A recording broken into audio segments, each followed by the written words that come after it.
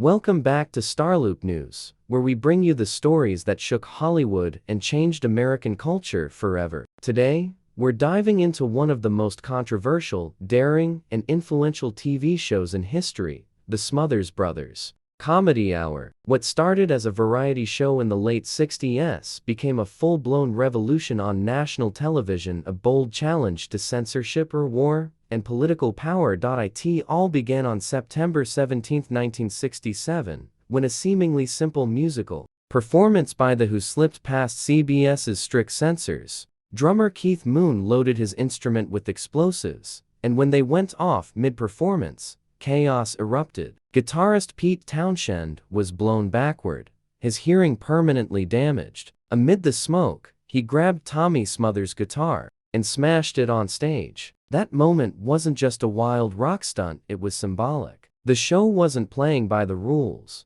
it was blowing them up. But to truly understand how the brothers became the face of TV rebellion, we need to look at where Tom and Dick Smothers came from. Their father, Major Thomas Smothers Jr., survived the brutal Bataan Death March in World War II, only to tragically die en route to Korea just months before the war's end. Their mother, Ruth, raised them alone. That pain, that resilience, shaped their voices. Humor wasn't just entertainment for them, it was survival, and later, a weapon. The brothers got their first big break in 1959 at San Francisco's Purple Onion, where a 2-week gig turned into 36 weeks. Audiences couldn't get enough of their mix of folk music and sibling teasing. Tom played the goofy, emotional type. Dick was the calm, straight man. Their now iconic line, always liked you best, wasn't just a punchline, it reflected their real dynamic and connected deeply with viewers. By the mid-1960s, CBS was desperate to compete with NBC's mega hit Bonanza and saw something fresh in the Smothers Brothers. They were young, funny, and unpredictable, exactly what CBS needed. The Smothers Brothers Comedy Hour premiered in 1967 and quickly transformed into something more than jokes and musical guests. Within 2 weeks, it beat Bonanza in ratings. But more than the numbers, it was the message that shook the system. The brothers used the stage to bring political commentary to primetime TV. They welcomed guests like Pete Seeger,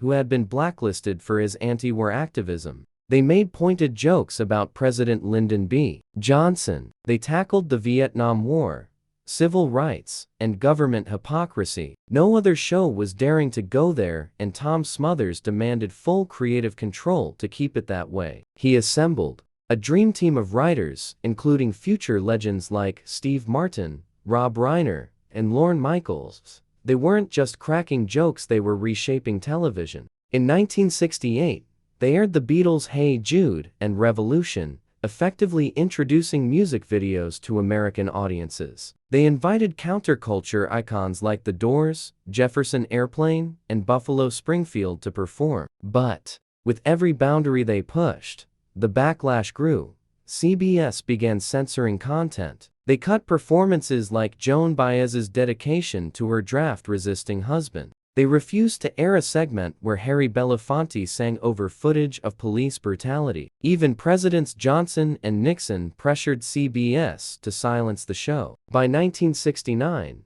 CBS pulled the plug, claiming missed deadlines, but everyone knew the real reason. The show's politics had become too dangerous for comfort. The Smothers Brothers didn't go quietly. They sued CBS for breach of contract, and after 4 long years, they won. The court awarded them over $776,000. But by then, the cultural moment had moved on. Attempts to revive the show on ABC and NBC fell short. The 1988 and 1989 revivals brought Emmy nominations, but the raw, revolutionary spirit of the original couldn't be recreated. Yet their impact never faded. In 2022, the University of California, Santa Barbara, accepted the Smothers Brothers' archive legal papers, scripts, and photos, securing their legacy as pioneers of free speech and media. Before Saturday Night Live, before The Daily Show, before Colbert or Oliver, there were Tom and Dick. They proved that comedy could speak truth to power.